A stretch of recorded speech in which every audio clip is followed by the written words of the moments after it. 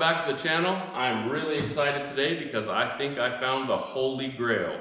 When I say the Holy Grail, I mean the Holy Grail of battery chargers.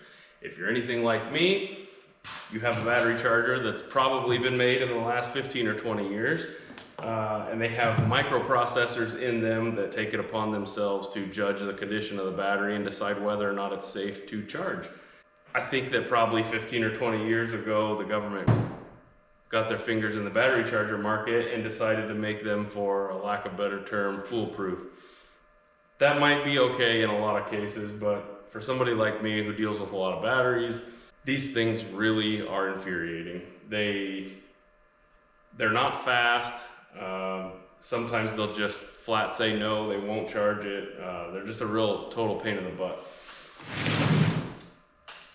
For the last few years, I've been scouring garage sales and Facebook Marketplace for old battery chargers, and anytime I see one, I grab it up because it's one of the old battery chargers before the microprocessors that when you plug them in, set it on 20 amps, it's giving it 20 amps. It might not be the safest thing, but if you know what you're doing and you're diligent and you monitor what's going on, you don't leave them unattended, they're great. But I just found out that Schumacher still makes, let me back up a little bit. I know there are battery charger companies that still make a fully manual, non-microprocessor controlled battery charger. When I say Holy Grail, I mean something that is affordable and small for your average Joe to use around his house or farm or ranch.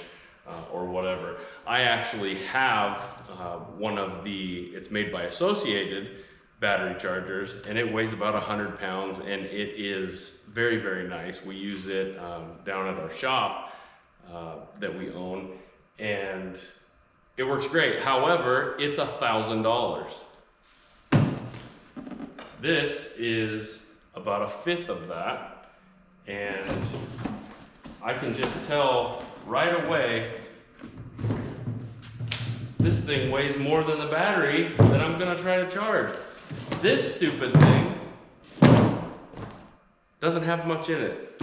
I believe this battery charger is still one of the ones that you can set on what you want to do, and it makes all kinds of noise and gives the battery the juice.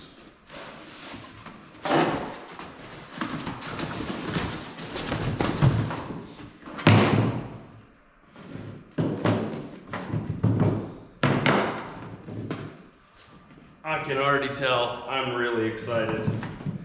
I've got this battery that sat in my sawmill for about 2 years. It was brand new, but it sat for 2 years, and I've been trying to revive it for a week with this thing.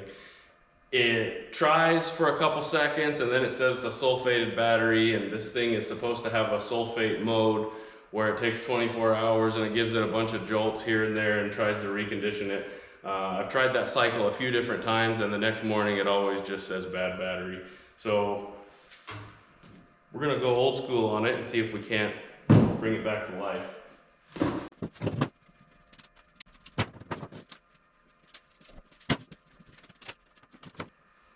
I already like this. This is incredible. Just look at the size of the power cord. This is made of steel. It's very heavy. All the cords on it are really heavy duty. The clamps are copper, or copper teeth rather. They're steel. Compared to this junk, well, there's no comparison. So I'll hook this up to the old one, show you guys what it's doing. It says it's got 11.4 volts. Put it into charge mode. You hear a bunch of clicking. It's deciding what it wants to do. Then it starts moaning a little bit, clicks again, fan comes on, then it stops. This means that it thinks the battery, or that the battery is sulfated, Then you're supposed to let it sit for 24 hours. Sometimes you don't want to sit for 24 hours. You need to get on the road. We're going to see if we can bring it back to life.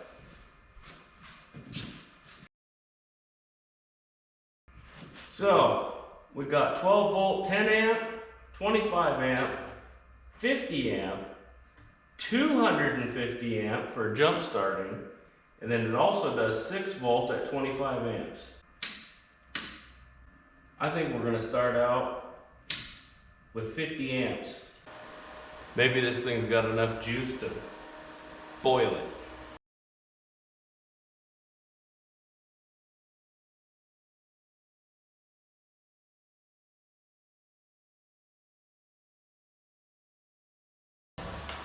The more I read this manual, the more excited I get. I like to hear things like, an extension cord should not be used unless absolutely necessary. That means this thing draws a lot of power. Consider having someone close enough by to come to your aid while working with this charger and a lead acid battery. I love that. Another thing I like to see, which proves to me that this thing is fully manual, is that it gives you a calculation table to calculate your charge rate and time. That tells me this is a real commercial grade type of battery charger. We're gonna let it go for about 30 minutes and see what it looks like. All right, so it's been about 3 hours. This ran on the timer at 50 amps for 30 minutes, and then I got busy and had some running around to do. So I'm back now. I just tested it with a voltmeter, and we're about 12.4 volts. So what we're gonna do is hit this at 10 amps for another half hour, and then see where we're at.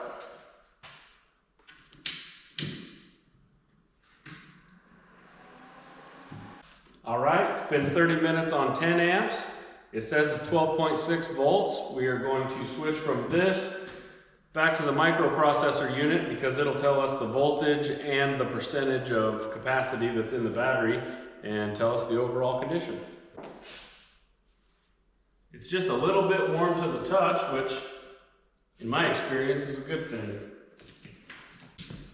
12.6. And it's at 92% capacity. So let's top it off with this smart charger. See how long it takes to top her off. There it is. 14 minutes. We resurrected it. It saved it. This bad cat right here just paid for itself. Just saved a battery, a $185 battery that I was going to have to buy, and now I don't. Anybody who uses a battery charger on a somewhat regular basis, I highly recommend this. You should click the link to Amazon in the video description and get one of these ordered before the government figures it out and tries to take it away from us. Thanks for watching. Thanks for watching, folks. Don't forget to like the video, subscribe to my channel, and drop a comment below.